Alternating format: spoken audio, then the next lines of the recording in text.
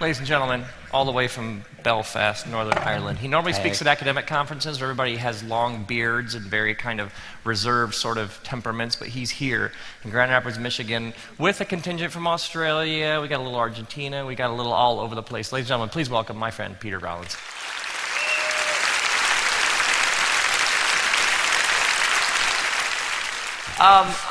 Peter's first book was called How Not to Speak of God. And I read it a while ago and had this I would love to have a meal with him. So I found somebody who knew somebody who said they might have an email. And I emailed and said, Dear Peter, my name is Rob. I'm a pastor in Grand Rapids, Michigan. And could I buy you lunch sometime? And he said, yes.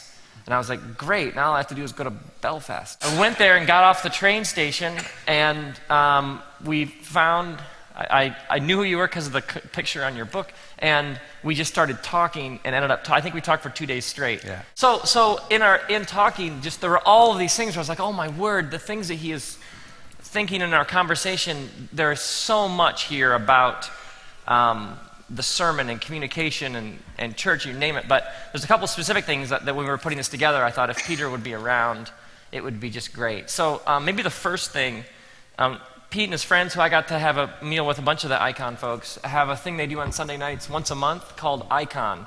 And it's not, it doesn't have any sort of church label or anything. It's something else. And sometimes I think when you see something, sometimes I feel like you're seeing something that the implications of it only later people are going to be able to unpack. And sometimes what happens is you see something and you don't quite know what to call it, but you know that within it, it has seeds of something that are going to grow, and someday we're all going to be talking about that. Does that make sense?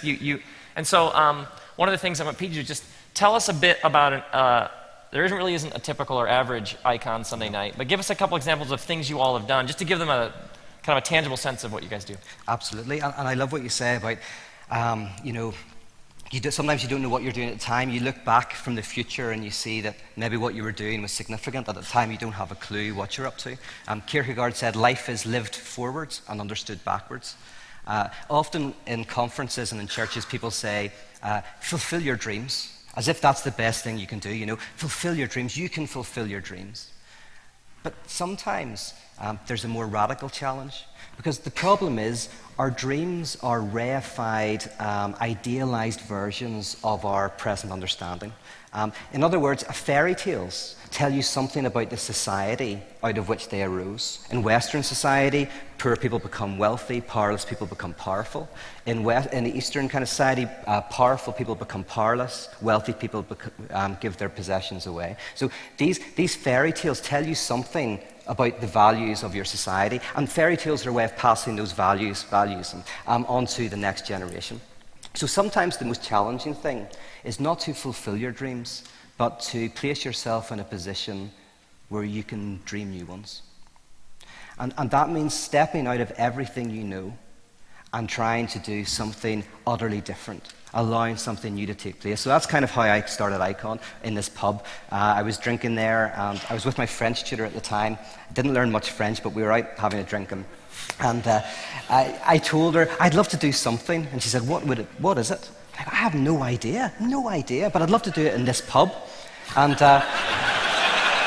this is true. So I'm supping on this Guinness, and she goes, well, why don't you ask? No interest in religion. She was typical, French, But she said, why don't you ask Francie? Now, Francie he's as tall as you, standing up behind the bar. So I go to him, Francie, I'd love to do something in your pub. And he goes, what is it? You might want to sit down for this one. And he said, no, what is it? So I said, well, I don't really know what I want to do, but it's something to do with spirituality and faith, and it'll involve probably poetry and a bit of music and ritual and whatever. And he looked at me for what felt like a day, 30 seconds probably, and then he wrote me in the book and says, you're on in 3 weeks. And that's how Icon began. So what does Icon look like? That's the question. You've got to keep me right here, because I'll just waffle, No. all over the place. No. So Icon, I'll tell you various things that we do. In Icon, we have these groups that meet around the monthly gathering, which is the Transformance Art Gathering. We have a group called the non-membership course. Now, the non-membership course is very important because in Icon, if you ever ask, are you a member, they'll say no. Oh, I just go from time to time. Oh, I'm not a member of Icon. Absolutely not. So if you do the non-membership card, you get a course, you get a card that says you're not a member. So if anybody ever asks you, are you a member of Icon? You've got evidence that you're not, that you just go from time to time. And that's very key because, in one sense, we could never be a cult because nobody would ever follow anybody. What we're trying to do is get people to think for themselves, take responsibility for their own beliefs and their own ideas. So that's very central to some of the values that we have. In fact, for me, that's the role of a Christian leader. The role of a Christian leader is to refuse to lead. And what do I mean by that? Now, by the way, that's a vital role. That doesn't mean you can just go away and do nothing. No, someone has to refuse to lead. There has to be someone who takes no responsibility, okay, right? And I'm a big advocate of this. There has to be someone who says it's not my fault. So if you think about analysis, right, you've got an analyst and you've got an analysand, the person being analysed. And people often think that the role of the analyst is to tell you what the problem is, to assess your behaviour, to tell you how can I be healed, what can I do? But of course, the real role of the analyst is to refuse to be an analyst, to push back so that you come to that place for yourself, so that you find the answer. So, ironically, you need an analyst who refuses to be an analyst. You need someone who refuses to do it. So every time, because there's a tendency, that's what Jacques Lacan, a French theorist, said, what do we want? We want a leader we can dominate. That's what I want. I want someone at the front of church, I want Rob Bell to say exactly what I want him to say. And then if it doesn't work, I can blame him.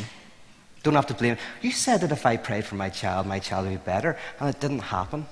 Therefore, I'm leaving this church. Whatever it is, they're making you take responsibility for them rather than taking responsibility for ourselves. So leaders who refuse to lead are the ones who are always trying to push back. We also have a group called the Last Supper, where 12 of us meet over food and wine in an upper room, and we invite a guest, someone of public influence, to come and talk about what they believe and why they believe it. And if we don't like what they say, it's their Last Supper, hence it's called the Last Supper.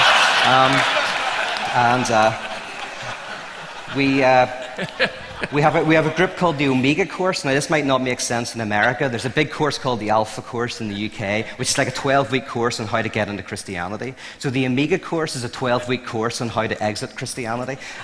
Because we kind of feel that there's probably some fundamental problem actually with what's called the actually existing church. And so this is 12-week course on exit. And you wouldn't believe how many people want to exit Christianity. We've got pastors doing it, worship leaders, we've got people who go to church every week to people who aren't. And really it's about exiting toxic religion. But it's about kind of being a place where we can ask any questions whatsoever and no one will give you any hassle or any problems, that's key. I can't talk about it. Oh, the evangelism team. Can I talk about that? Yeah. We've got a group called the evangelism team. I wasn't going to mention this. Yeah, it's a group who go out to be evangelized. So we go and we ask people to evangelize us. We go to various religious groups and various things like that to be evangelized. Now, there's a whole pile of reasons why we do that. Can't get into them all now. But in a sense, I know. One of the greatest philosophers is, of course, Winnie the Pooh, right? And Winnie the Pooh, in the very first book, there's that beautiful verse, here is Winnie the Pooh coming downstairs now, bump, bump, bump on the back of his head behind Christopher Robin. Sometimes he wonders if perhaps there is a different way of coming downstairs, if only he could stop bumping long enough to think of it. And you have this beautiful image of Winnie the Pooh bumping his head down these stairs, right? That's kind of what we're all like. We're all bumping our heads down this cosmic staircase, wondering if perhaps there's a better way of doing it. And when you expose that, when you do powerless evangelism, what happens is, right, if I come in and say, I believe in God because of X, Y, and Z, this person says, I don't believe in God because of X, Y, and Z, and you're like this. And then if you go, actually, I don't know, it might have been a cheese I ate last night, maybe it's because I'm afraid of death or whatever it is. I don't know. Half the time I think what I believe is rubbish. Well, what happens? Does the other person laugh? Sometimes they do. Yeah. But most of the time, no. That allows the person to go, well, sometimes I wonder if there is more to life. Sometimes I wonder. And suddenly, your powerlessness, your ability to open up and listen to someone else creates this beautiful space. Right? And we've also got Atheism for Lent, which is where for our Lenten readings, kind of go, what should we give up for Lent? So we go, well, why don't we give up God? Yeah, there you go. And we read Nietzsche, Freud, Marx, Feuerbach, and we read these great critiques of Christianity, not to judge them, but to let them judge us.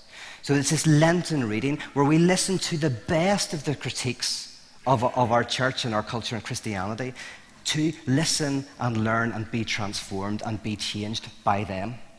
But then there's the main gathering, and I'll just say a few things about that. We've got 5 coordinates. Icon is iconic, apocalyptic, heretical, emerging, and failing. And each of these What's the last one? Failing. Okay. No, failing. It's the Failing. accent, failing, to fail. Okay. Yeah. They don't understand a word I'm saying, do they? No. They're just nodding. Yeah. Now you know how I feel. Yeah, that's, I know. What was I saying? Yes, so 5 coordinates. So what, in Icon, you go in, and it's not a back room of a bar or anything like that, it's the bar. It's while people are drinking, and most people are there for Icon. There's sometimes heckling and all of that. And we engage in what we call transformance art. And transformance art is designed to facilitate a rupture, a provocation, a transformation in all who participate. Can I start talking about that stuff, actually? Or should I say what an icon looks like? Tell them the apocalyptic night. Oh, yeah. Just give an idea of what happened that night. Well, there's an example. Every icon's different, but we did one on the Second Coming, and we're always running late. It's always a bit crazy. So we had everybody waiting outside while we were kind of setting up. We did this in America, by the way, and we were setting up. We had a very well-known musician coming along to take part, and a well-known speaker, and we went outside and said, listen, we're just setting up. We're waiting for someone to arrive. We'll be starting in 5 minutes. So everyone was waiting, you know. And eventually we opened the doors up, and people came in and they sat down. And we had to say, we're still setting up. We're still waiting for someone here, but we'll start in 10 minutes. There's some visuals going, some DJs playing, you know. Then after another 5 minutes, the musician gets up and does a sound check, and then sits back down. And we get up and we say, oh, listen, really sorry, we're still waiting for someone. We'll be starting in 5 minutes here. We'll be starting soon. And someone puts their hand up and says, well, while we're waiting, can I tell a story? Say, yeah, fair enough. So they come up and they tell the story of how the Messiah returns. And some disciples recognize the Messiah, run up and fall at his feet, weeping. And then one of them looks up to the Messiah and says, I have waited all my life for you to arrive. I've waited all my life for you to come. I have one question that I've always wanted to ask you. And the Messiah says, what's your question? And so the disciple says, tell me, Messiah, when will you come? When will you come? And I'll explain what that means tomorrow. And then somebody else got up and they said, while we're waiting, can I tell a story? And they told a story about waiting as well. By the way, you know, your beloved in their presence is always to come. Every person is like the TARDIS in Doctor Who. I know that Doctor Who, you don't get that here, really. Well, some of you do. Basically, Doctor Who is this guy who travels around through space and time in a telephone box. Yeah, a little bit weird. And the thing about the telephone box is it's tiny, but when you open up the doors, it just goes on forever, infinitely huge, right? So on the outside, it's just this little box, and the inside is infinitely huge, which is a wonderful, wonderful analogy, is it not, of human subjectivity. This fragile, freshly framed, this small, fragile frame that I am, opens up to an inner world of infinite proportions. Every person is a universe. And when the person arrives, they arrive as that which is still to come, the not yet in the now, which is what eschatology means. Not the incoming of something that's in the future, the incoming in the future into the now. So where was I? So then we say, we're still waiting for someone to arrive, really, really sorry. And of course, people start to pick up on the fact that the gathering not happening is the gathering.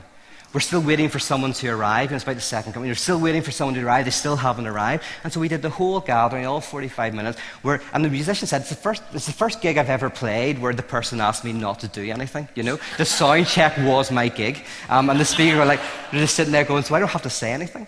So in other words, you're trying to get people to experience something. You know? So another one we did was called the God Delusion. We did this in a festival. You walk in, we had this 18-foot woman standing in the middle of people. They're very hard to find. She was on step ladders, and we created this woolen dress that stretched right down to the ground. And then we had these pieces of wool stretching across the auditorium to people who were knitting new clothes out of the unraveling of this great piece of clothing. And we all wore unraveling clothing. So as you walked in, you all of this, and some of the unraveled clothing, we did this in the bar as well, was going over to people knitting new clothes. We had the Apostles' Creed on the screens, and people could go up and they could write in what they want to put in, and they could take out what they wanted to take out throughout the gathering. And it was on track change, so you could see all the changes people were making. You know, oh, if I have two coats, I believe that I should give one away. Putting that in, or and engaging critically with the tradition. Some people being angry with it, some people loving it, some people deleting the deletions, re-editing the re-edits. All of this kind of going on, and fundamentalism. I'll tell you this last one, and then we'll move on. Fundamentalism. We did a festival, and there were actually protesters outside with signs, and people handing out tracts against what we were doing. You know, Icon is heretical, which ironically we are, you won't be so cool when you're burning in the hell type stuff. You know, so as people were queuing, they were being confronted with this shouting and screaming. Even the festival organisers were saying, we're going to have to call the police and get rid of these guys. This is really, really bad. We're about to start this gathering, and these guys are so disruptive. Now, of course, they were our guys, right?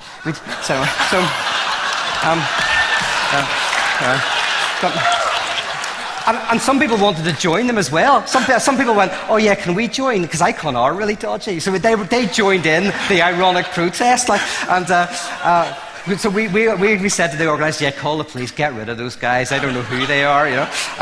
And the point being, so as soon as you walk in, before you're even in the room, you're experiencing something of what the gathering's about. And then when you enter the room, there are pages of the Bible strewn up like rocks lying everywhere. There's on one screen people putting stuff into a Bible, someone writing stuff into a Bible. On another screen, somebody taking stuff out of a Bible. And then during the gathering, a variety of things happened. The ritual that night was we wrote our beliefs on rice paper and we passed them around for others to consume. We had this girl stood up, and she didn't say anything, like she was nervous in front of so many people. And for about 2 minutes didn't say anything, and then stood back down off a soapbox, and it said, women should remain silent in church, came up on the big screen. Then this other woman got up, and she gave this beautiful 3-minute sermon called A Singing Ministry of Christ. Absolutely stunning. And when she finished, we heard the words said again, but they actually were the words of Ian Paisley. Ian Paisley is like this fundamentalist preacher, like your Pat Robinson or something. So it would be the equivalent of Jerry Falwell, I don't know whoever. His words. And so this person who's a fundamentalist who everybody hates, you realize, oh, it was his sermon. And she was just echoing his words. And this image comes up. And various things like this. And now you'll ask me, what does it mean? I have no idea what it means. No idea what it means. You know? And that's the issue. People think that revelation is revealing, God whispering in your ear something. Now, do you want to ask any more questions? No. Just keep going. Okay. So, revelation is telling you something. Now, that's like, the French soldiers. The French are lovers, not fighters, right? So during the Second World War, it was said that the French soldiers were at the front line, and one of the sergeants said, right lads, over the top, and nobody moved. Said, right lads, over the top, and nobody moves. Says it for a third time, and then the French loving the opera, one of the French guys turns around to the other and says, oh, what a wonderful voice he has. What a wonderful voice, right? You could hear what he was saying, but not heed it, not do it. You can hear, but not do. And the problem with preaching today, for me, one of the fundamental problems, is that we're trying to convince people's minds. We're trying to get people to affirm certain ideas and ideals. And what happens? We create an ironic church. Now, this is central, so I really want to go for this, right? Irony. What is irony? There's that story about the minister who's sitting in her house and she's just reading a book. And one of the parishioners knocks on the door, right? She opens the door and he's a big guy and he's sweating. And it's obviously he's run all the way to the house. He's in tears. And he says to the woman, listen, there's a family live just down the road. The guy lost his job in the recession. She's looking after 3 kids. Their mother stays with them. But they don't have enough money for the rent. They've got no money at the moment. And their landlord's going to kick them out of the house. Even though they're only 1 day late, as soon as they get late, he's just going to kick them out on the street. And it's the middle of winter. We've got to do something. Please, let's do something, right? So the minister says, yes, we'll go and we'll get some money. And then just in passing, she says, oh, how do you know them? He goes, oh, I'm the landlord, right? Like, that's the ironic gesture, right? We are absolutely concerned, oh, we've got to do something. And then actually, it's your what you're doing that's creating the problem in the first place. And yet, your concern, it masks that. Now, the reason why the anecdote works is because the guy doesn't feel it as a problem. Now, of course, there are landlords who feel guilty. Oh, I need to make the money. I want to look after them. But this landlord doesn't feel the irony, right? The irony literally means doing an action which one disavows. So if you go to a 70s disco, you dress in the 70s clothes, you dance to the 70s music while slagging off or disavowing. You don't know slagging, do you? While what's the word for slagging? Dissing. Dissing, there you go. While dissing the music and dissing the clothes that you're wearing. Okay? So you actually engage in the very activity that you're disavowing. How many of us sit in Starbucks and talk about the evils of corporations? How many of us,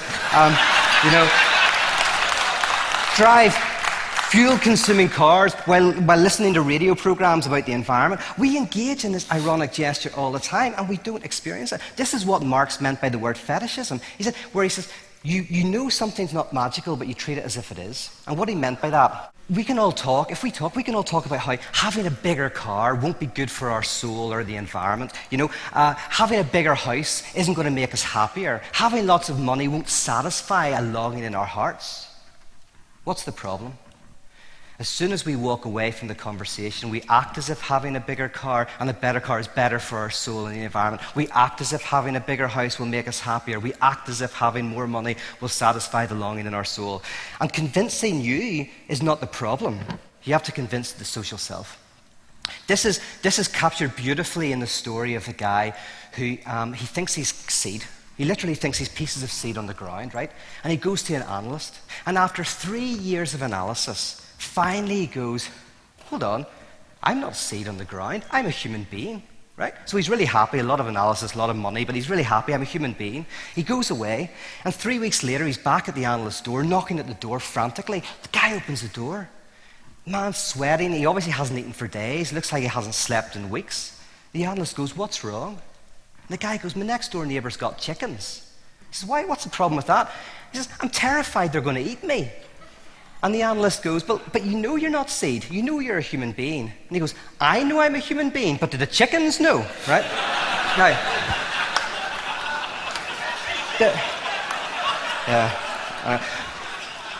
the problem with preaching is we're trying to convince me that I'm a human being. I know I'm a human being. We have to convince the chickens. Preaching should be convincing the chickens, not me. In other words, I know I should be nicer to the poor. I know I should be more loving to my parents. I know I should be doing more good in my life. You don't need to tell me that. You need to convince the chickens. You need to convince. And what are the chickens? What are the chickens? Do you want to ask that? Peter. Oh, sorry. What are the chickens? Brilliant. I'm glad you asked that question. The chickens are, it's like fashion. You go like, I know fashion's shallow. I know that. You don't need to convince me. You need to convince the advertisers. You don't need to convince me that having a bigger car won't make me happy. You need to convince the magazines that I read. In other words, what we do, basically, and I might talk about this more depth tomorrow, is that we disavow our beliefs. We place them somewhere else. So I go, fashion's shallow, absolutely fashion's shallow. But because of the magazines I read, I actually, in my embedded actions, I continue to affirm the fashion's not shallow. I engage in irony. And for me, preaching, this is what transformance art is. Transformance art is trying to convince, not you, it's to convince the chickens. It's to convince your deeper self, what's called your social self, what you do. Right, Batman's a perfect example. Okay, right, look at Batman. Okay, what does he do at night? He puts on this crazy rubber suit, and he goes out and he beats up criminals, right? Then, after he's beaten up the criminals, he gets into a suit the next day, and he goes and he works in Wayne Industries. Okay, now, as Bruce Wayne. Now, what's really interesting is, right, he's doing this big stuff on Saturday night, beating up on the bad guys, trying to make Gotham City a better place. And yet during the day, he's working in an industry which makes so much money that he can fund a high-tech military campaign and nobody even notices. How much money is Wayne Industries making? Wayne Industry is making phenomenal amounts of money. And one has to ask, is it not industries like Wayne Industries who are making such vast amounts of money without any social regard? Is that not the reason why there are criminals that he has to beat up? Has he not made the connection that the very thing he's doing on Monday to Friday is the very thing he's fighting on Saturday night? Okay, now, this is really important, right?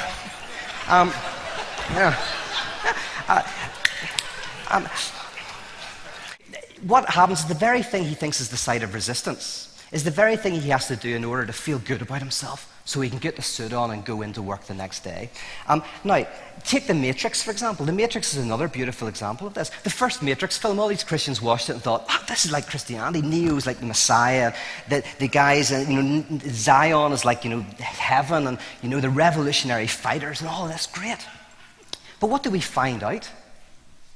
Well, as the series goes on, we find out that actually the machines allowed Neo to exist. In fact, Neo's just the latest in a long line of messiahs. And actually the freedom fighters, the machines all let them do their thing. And the machines build Zion, or at least let Zion exist.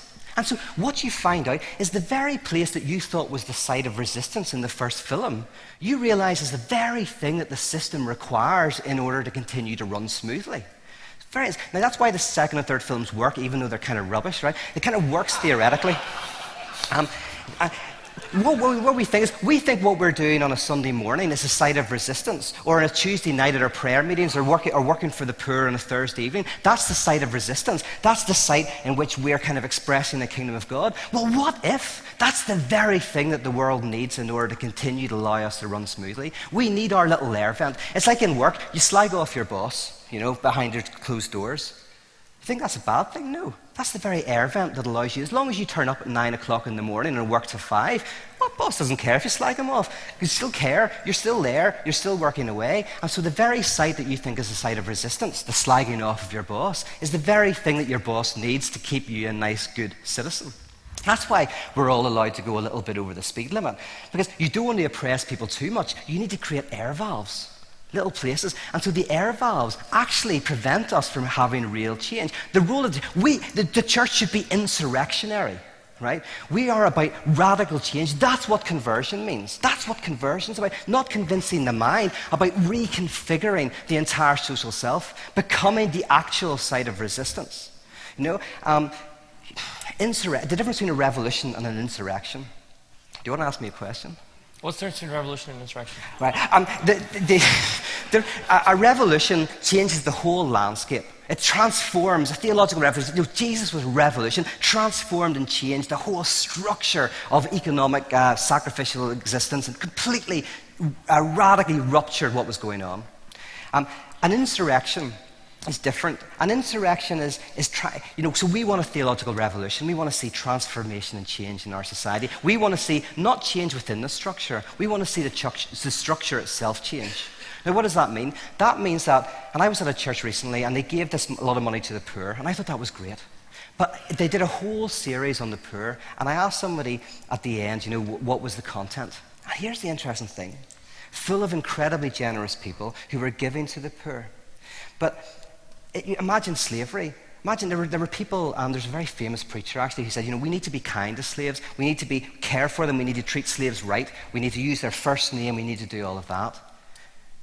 No. We have to ask why there were slaves in the first place. We don't change within the system. The entire system itself needs to change. In the same way, it's all very good giving money to the poor, but we also have to ask, why are there the poor? Why are they there? How can we actually change the structure so that something really fundamentally changes? So that's what's called substantial change. And insurrection lives that change right here, right now. In these little moments, the revolution hasn't quite come yet. But we are going to have a little community where we live that change, where we treat each other in the way that we one day hope the world will treat each other. That we will live in this space we will have a little scent aroma of the kingdom. That's an insurrectionary moment. And if we have enough of those little insurrections, then maybe we can change things. They're also called pirate islands. Pirate islands were groups of people used to try to live outside of the system, the structural system of oppression, and they created these pirate islands where they tried to, but of course they're always crushed, or they always get annexed in. Flash mobs. You know flash mobs where 300 people turn up in an underground station and dance to iPods and then disappear off. You know, or one was done in the underground in London where everyone arrived with like no trousers on.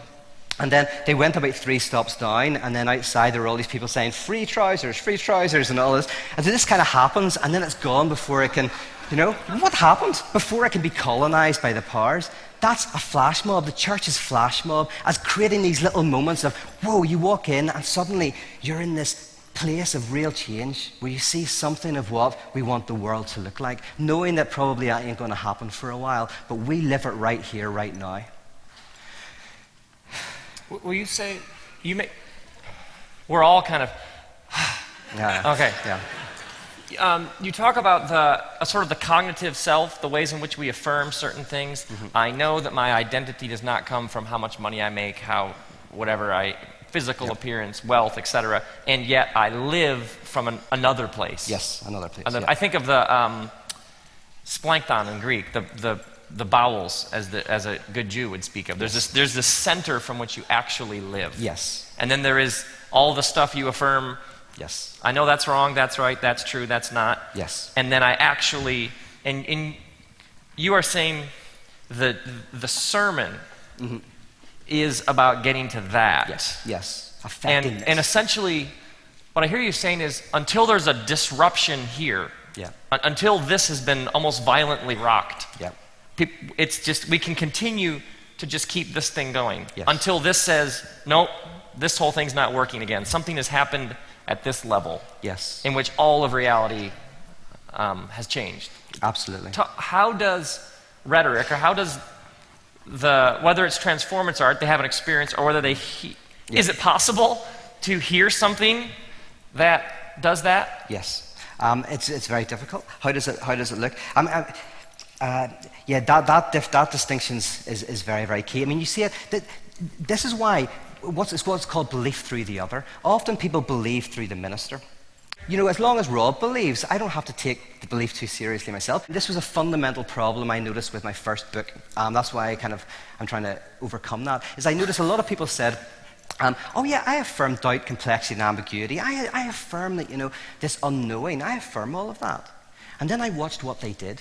And when they came into church, they sang all the songs where Jesus is my boyfriend. All of the sermons were totally secure and you know, we know the truth. All the liturgies and the prayers were absolute. And I'm going, you're lying to me. You say you affirm doubt, but actually the structure is believing on your behalf. Just like the canned laughter laughs on your behalf. The structure believes so you don't really have to. That's why there's, you know, if the pastor gets up and says, I have doubts and uncertainties, it can rupture a church.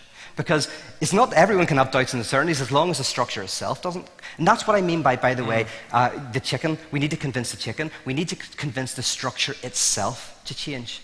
That's what conversion is, by the way, the substantive, radical change. And conversion, we call it rebirth in Christianity. You don't experience birth. You don't experience it. Birth is what opens you up to experience, right? Now, this is why we have to understand what religious experience is. Religious experience at its purest is not an experience at all. Before God shows up, it's not like I have 100 objects in my world, and then God shows up and I have 101 objects in my world. God is that which transforms how I interact with all objects in this world. You know, I don't see the light in this room. Will you say that again, please? Oh, yeah. God is not an object in the world. God is that which transforms how I interact with all objects in this world. In other words, I don't see the light in this room. It's the light that allows me to see. Okay? I don't experience my life. It's my life that allows me to experience. As soon as I try to reflect on my life, I either become a Cartesian dualist where I have a mind-body, a mind somewhere in my body, and I've got the problem of where is that? And how does it interact with my body? Or I become a behaviorist and I say consciousness is just an epiphenomenon of my kind of neurological, biological processes. In other words, as soon as I reflect on my life, I kind of lose it.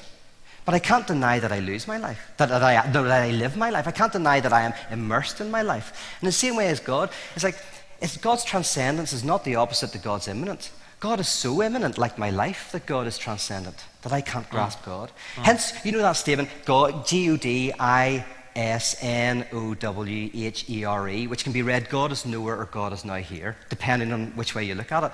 That's kind of like, as soon as God is now here, as soon as you grasp God as an object in the world, God is nowhere. You've lost God. But as soon as God is nowhere and you simply be and open yourself up, God is now here. And so, how do we do it in the sermon? I'm taking up a lot of time here. How do we do it? Well, one of the ways, by the way, to offend nobody in Icon, we try to offend everybody. We're an equal offense community. Somebody will come up to me and say, no, you really offended me by what you were saying. I go like, listen, it's worse for me. I offend me. And, and you can walk away. You don't have to live with me. I am where everywhere I go, I'm there, I have to listen to this rubbish all the time. Give me a break, So, and the point is, I want to offend myself, cause a rupture in myself. So what we say is, whatever you believe in Icon, be open to being wrong. That's the first thing. You create an atmosphere where people are open. Now, the second thing we create, and this is very key as a preliminary, is what we call suspended space. And suspended space is where we try to live the neither Jew nor Greek, slave nor free, male nor female. Now, we expanded out, neither freedom fighter nor terrorist, neither American nor Iraqi, neither Fox nor CNN, neither hawk nor dove, neither this nor that. You can't really forget if you're a man or a woman. You can't really forget if you're rich or poor. But what we say is the church is a space where we engage in what in theology is called kenosis, in the same way that God emptied himself, became nothing. So we engage in that process of emptying ourselves, becoming nothing. We symbolically enter the space where we say, I am leaving this stuff at the door. Now, you'd never take your shoes off in the menagerie bar, right? You'd catch something. But you, in some sense, divest yourself of your various positionings. Instead of saying, I'm both an American and a Christian, you say, no, there is something about being a Christian in which I divest myself of those identities. And we enter into the space where we encounter each other beyond the colour of each other's eyes. Emmanuel Levinas beautifully said, if you see the colour of someone's eyes, you are not relating to them. Which is a great thing to say to a girl if you forget the colour of their eyes, right? But what does he mean by that? Well, he means that if I'm not really listening to you, I'll see what your colour of your eyes are. I'll see what you're wearing. I have an I-it relationship with you. I see you as an object. But if we get into a really good conversation, even though I'm looking directly at your eyes, I don't notice the colour anymore. I don't notice what you're wearing, what you look like. We've entered into an I-thou encounter. And in the church, in that kenotic, self-emptying space, we encounter each other briefly beyond the colour of each other's eyes. Not because it's not important, our identities and our politics. It's very important what you vote for and how you vote. But the church, I'm not going to tell you. I mean, my role in Icon is to make sure that no one colonizes the space, including myself, right? That I'm not allowed to give my, So we have the arguments, we fight outside, but we come in and we encounter each other beyond the colour of each other's eyes, so that when we do fight, we fight not as enemies, we fight as friends. We fight and we wrestle through these issues as friends and not enemies. So you create that suspended space, and then, and then then how do you rupture? And I'll talk about that tomorrow. I should probably talk about it tomorrow. But ultimately, it's parables. Your preaching is not primarily descriptive. Your preaching should primarily be performative. Right? Your preaching shouldn't be primarily descriptive, trying to convince this. It's primarily performative. It should do something. That's parables. That's why I love parables so much. Because parables try to get beyond just the head and rupture something in the heart. A parable catches you off guard. And it's, right, here's a parable, for example, which expresses what I'm thinking. In the church, we often think belief is most important. What you believe is of primary importance. If I meet you in the street, I will tell you, do you believe Jesus died for your sins? You can be reconciled to God. If you believe that, then what comes next? Behavior. You pray and you repent. And then what happens next? Third, belonging. You enter into the religious community. Now, for Pascal or the Jewish community, that's completely, messed up. It's like a child starts by belonging in the aftermath of a birth, right? Belonging. And then, as the child grows, they engage in behavior. They eat at the same time as their parents. They go for walks at the same time. And then belief comes last. And at first, it's completely what the parents believe. And then, it's diametrically opposed in adolescence. I mean, what's the worst thing to have in adolescence? It's parents who let you do anything. How can you write rock music if your parents will give you everything you want? You need to fight. You need to be able to push yourself back. The most oppressive thing in if you're an adolescent is nice parents. Awful. That's horrible. That's such a nasty thing to give to your kids. That's awful. And then finally, it's terrible. And then finally, you kind of find some equilibrium. And this is beautifully expressed in a very ancient Jewish parable, which says the two rabbis were arguing about a verse in the Torah. They were arguing about what it meant, and they couldn't come to an agreement after 20 years of arguing. So God gets so annoyed by this that God parts the clouds, comes down and says to them, I have listened to you two rabbis argue for 20 years over what this means. I'll tell you what it means. And in a rare moment of unity, the two rabbis turn to God and say, what right have you to come down here from heaven and tell us what it means? You go back there and let us argue about it, right? Like, that's completely different from how I grew up, where I wanted to know what God said. I wanted to know the answer. And this is kind of going, no, the last thing you want is God coming in and telling you what it's about. Why? Well, because it's not about intellectually getting the right answer. The text is like a wonderful piece of art. You go into an art museum, are you obsessed with going, what's the right interpretation of the art? No, the art doesn't have a singular interpretation, not because it lacks meaning, but because it has so much meaning. It's just too much to grasp. That's why you have to return to your favorite pieces of art again and again and again. You can't just look once, because it speaks in new ways. And the point is, are you transformed by your interaction with the artwork? Are you drawn into it? Are you in this engagement with it? And that's what your preaching should be doing. It should be drawing people into a conversation, a transformative conversation. It should be not giving them the singular answer, but blowing up all of people's expectations where they're having to think for themselves. Be angry with what you're saying, It's not giving water to those who are thirsty. It's giving salt and making people thirsty, getting people to be thirsty. It's that. You talked about this, the aroma versus being the bread. Mm-hmm. Can you talk, creating essentially a hunger? Yes. I've heard you talk about this. Will you say more about that? Because you're touching on it here. Absolutely. And this touches on something you were saying earlier, which I thought was brilliant. I mean, we think that, traditionally, you have a need for God and then God satisfies the need, right? And so what we're doing is we're kind of exposing the need. But it's funny, I mean, there's no story I love about two guys going down the street to the pub, right? They're going to Founders or whatever, and they're walking down, and there's this, Baptist church, and it has a sign that says, convert to Christianity and get $200, right? And I go, brilliant, because I don't have much money. It's going, okay, you go in, do the whole conversion thing, right? Become a Christian now. Get the $200, and we'll go down to the pub. It's a brilliant idea. So the guy goes in laughing, He's in there for about half an hour, and finally he comes out, $200 in his back pocket, and his mate goes, well, did you get the money? Did you get the money? And his friend just puts his hand on the guy's shoulder and says, is money all you non-Christians think about?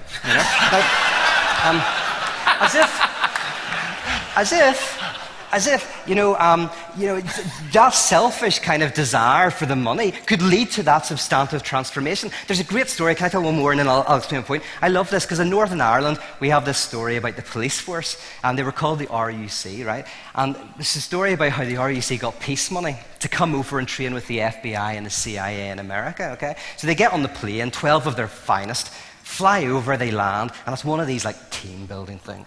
So they get off and they're brought to this forest, and the guy goes, okay, you've got to go into the forest and you've got to retrieve a rabbit.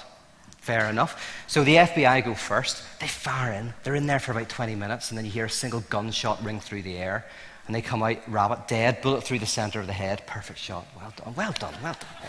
Next is the CIA, so they're all sunglasses and us, and go in, quiet, nothing, don't hear a sound. You almost don't even know they're there, they're all, it's like they're invisible even when they're there. So they're in there for about an hour, and then you hear a single twig snap, and they come out with the rabbit, it's dead, not a mark on its body, they just found it like that, right?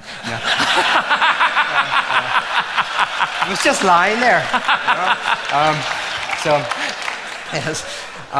So then the story goes, it's the RUC's turn. So they get their flat jackets on, they get their plastic bullet rounds, right? And they fire in there. And they're in there for ages. And eventually they come out, and the biggest guy is dragging a bear behind him. Yes, big smile on his face, And the guy goes, he says, first of all, he says, you were in there for 3 weeks. Right? And he says, and secondly, that's not a rabbit, that's a bear. So the big RUC man just smiles, looks the bear into the eyes, and the bear starts to shake and goes, I'm a rabbit, I'm a rabbit. Right?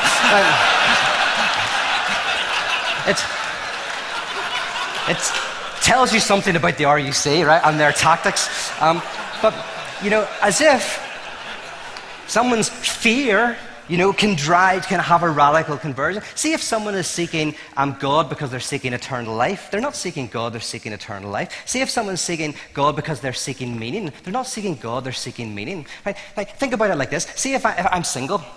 Anybody want to?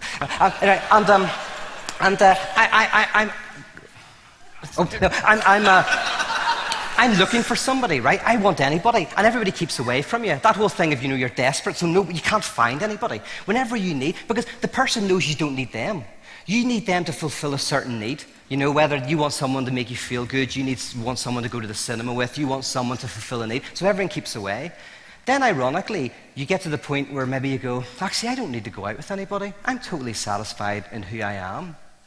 Then ironically, of course, that's the time when you meet someone. Or at least that's the time when you're more likely to meet somebody. At the very point when you do not need them is the point when you're more likely to meet. So this is why I say I do anti-evangelism. If people need God, I always kind of put them off, right? I get them to the point where they don't need God at all, because that's the best place to meet God. Because then, when the person arrives that you love, right? You're in a bar, you don't need anybody, you've taken up your artwork and all of that, and then you meet somebody.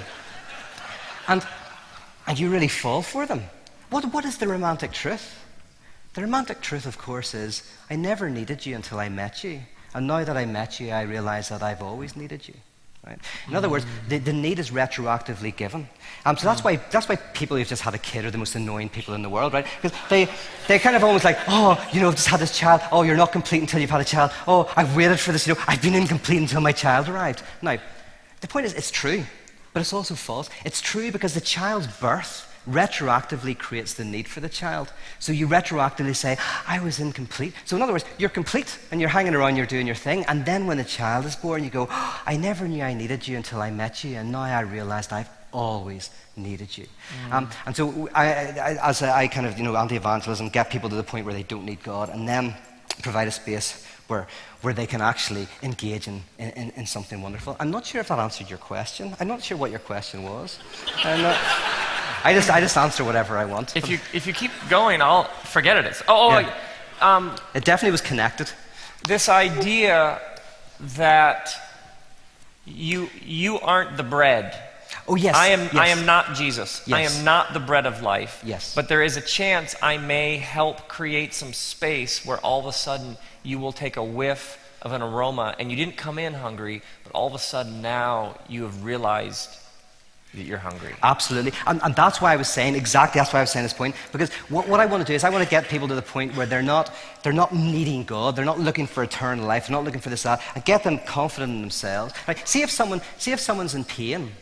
The last thing they want, they may think, I need God. No, they need, as something you said earlier, they need to hear, they need someone to talk to. There's a beautiful parable of this woman whose child dies. She's only a few weeks old, the child dies, and she is so distraught that she straps the child to her body, and she goes in search of someone who can resuscitate her. And she goes to holy men, she goes to magicians, she goes to doctors, and no one can help. And finally someone says, well, way high up in the mountains, there is a saint. And the saint is supposed to be so close to God that he doesn't even need to eat. God provides food for him. So she goes up and she eventually finds the saint. She sits and she tells him about her suffering. And after a few moments, the saint says, I can help you. But first you need to bring me a handful of mustard seeds from the home of someone who hasn't suffered death and pain. And when you bring me those mustard seeds, then I shall cure you. So the woman goes in search of a house that has not had that dark sun, that darkness of suffering. And she can't find any house. Wherever she goes, she just hears the stories that other people have. But of course, as she hears the stories of other people's suffering, she gradually comes to terms with her own, until finally she is able to bury her infant in the soil of the world. Whenever someone is suffering, what they need is someone who will listen, someone who they can testify to, someone to triangulate, someone who will listen to that pain. And then whenever they're healed and they're well, then the very aroma of you doing that, the very aroma of you simply being God in the world to them, will draw them to a place where they can, in a healthy way, begin to explore the bread of life. So it's about actually getting rid of the false needs and the false desires, just being God in the world, that opens up people to actually enter into something truly dynamic. That's for me as being the aroma of Christ. I have like 1,000 questions. I have an observation. I would imagine if we were to survey everybody here and said, give us what would be your top 3 most significant, whatever. My experience has been over the years talking to people about milestones or major moments in their life where they encountered the divine. Yeah. Like, okay, what were moments in which you thought, okay, this is something other than everything else. This is more. Yes. What's fascinating to me is how many times when you say to people, give me your top 3, top 4, top 5, how many of them are completely outside of explicitly religious contexts. Mm-hmm. And sometimes it's, I was in a church service, but oftentimes it was in a place in which they had abandoned any sort of notion that this is going to be some sort of Jesus experience. Yep. So, correct? It's like I was in this place, it was in nature, it was at this place where they had given up all expectations or had no expectations, and that was where they had their moment. Say how do you see that? Because you've touched on that again and again. Absolutely. Because we have churches and settings where it's like, come to this setting and meet God, find Jesus, hear great things. But the reality is how many times we stumble in to divinity, the resurrection, etc., and all these other places. Yeah, no, absolutely. And I mean, when I did that in verse, neither Jew nor Greek, slave nor free, I mentioned a few other ones, but I mean, one of them is neither Christian nor non-Christian. I mean, the Christian position is the laying down of Christianity. That's the ironic thing is Christianity is a religion that critiques religion. I was in Geneva, and they had the Church of St. Peter, where Calvin preached, and the sign of the institution. This is the institution of church. And then at the other end, they had a statue of Jeremiah done by a student of Rodin, turning in shame and disgust from the church. Right? I go, which way do I go? Do I embrace the institution? Do I embrace Jeremiah? There's something wonderful about Christianity. It's an institution which critiques itself as an institution. It says the prayer is wonderful, but the prayer is not enough. The rituals are great, but they can get in the way. It's like, that the priest, the old priest who would go into the temple every night to pray, and the wildest little cats would always annoy him, so he tied the cat to a tree in order to be able to pray. And he was an old man, so eventually he died, and the disciples continued to tie the cat to the tree every night during prayers. So eventually the cat dies, so they purchase a new cat to tie to the tree during prayer time. Now, after 7 generations of cats, the tree falls down. So they plant a new tree to tie the 7th generation of cat to during prayer time. And then finally, the theologians come along and they write learned treatises about the significance of tying cats to trees during prayer. This is what kind of happens to these things that are supposed to be life-giving. So yeah, I'm over. The next icon gathering is called pyrotheology. And we what took... What kind of theology? It's pyrotheology. Pyro, as in fire, pyrotheology. Love it. Oh, it's brilliant. Because we took a quote from Duretti, Bonaventura Duretti, a Spanish anarchist. He said, the only church that illuminates is a burning one. Whoa. Whoa. Yeah. And we just went, we've got to do an icon on that. And part of it is... We're doing this festival, and we're going to have like oil cans and with water, and we're going to look as if we're setting fire to the festival. We're just going to be walking around like this with pyrotheology written on it, and like suits and all on, with somebody with a lighter around at the tents. And whenever someone's doing a talk and they're saying about the fire exits, somebody's going to get up and start pouring petrol all over the stage while they're talking about the fire exits, because there's obviously the Duretti side, which is a church. He wants to get rid of the church. But there's also that sense in the Bible of the church should be in flames. This church should be consumed. And actually, there's an irony there of what is the church that burns? Should it, in one sense, burn down sometimes? Should it burn with fire? And there's this ambiguity. I love the ambiguity of it. And I don't know why I was saying that. So I was saying the Christian, non-Christian thing, because for me, I want to create a space, and that's why we meet in a bar, and it's not a closed bar, and it's just we engage in this kind of this transformance art to try and say, it's not about name checking Jesus or something every 5 minutes. It's about trying to create a space where we can encounter one another and have this radical conversion moment. And for me, it's hard for me to say, but yeah, my first one, and this is why I go down, you wouldn't believe this, I go down quite well in really conservative colleges. I was in Texas, Dallas, right? They've got guns in Texas, right? Now, I'm Irish. I can dodge bullets, right? But I'm worried because I'm going to Dallas Christian College. I go, it's going to be tough, they're going to, and it just was it was the only place I spoke in that whole tour where they brought me out for lunch afterwards, the students, because they were so enraptured by this stuff. Why? Because conversion is of such central importance to this community, and that's what I'm all about. That when I was 17, not involved in a church or anything like that, I had this moment where my substance changed. Now this is I took drugs, stole cars, and then when I was 5, I became a Christian. And all that rubbish. But I have to say this. I do go. I was dead, and then I was alive, and I don't mean that in a religious sense. I understand whenever the blind guy says, all I know is I was blind and now I can see. I don't know who this Jesus is. I don't have the intellectual stuff. All I know is I was blind and now I can see. And that's what I'm all about, of going, Christianity promises substantive transformation. And if we're lucky, some of it might happen in church, I don't know. Yeah. I know I'm a bit optimistic there, but I'm holding out hope. Brilliant. Were some of you actually taking notes this whole time? No.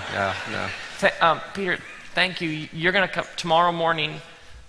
Peter will do another hour, and I just, on behalf of all of us, thank you so much for sharing. Really great. Cheers, man. This is really. I have one. I was thinking about, you grew up in Belfast. Yeah, born and bred. I was on tour and had a night in Belfast, and there were protesters outside of the venue I was speaking at. Yeah, they were. I'm instantly wondering if they were from Icon. Yeah, maybe that. That's just because we don't like you, but they were passing anti-me flyers out. Oh wow! And my wife, with the kids, was in a store and getting something at the cash register, and there was a stack of the flyers right there. Wow! And she was reading them and taking in the content of the flyer, and the cashier figured out that she had some sort of connection with this flyer and said, well, this is Belfast, we protest everything. Yeah. Well, you have a few things to talk about over lunch. Grace and peace be with you.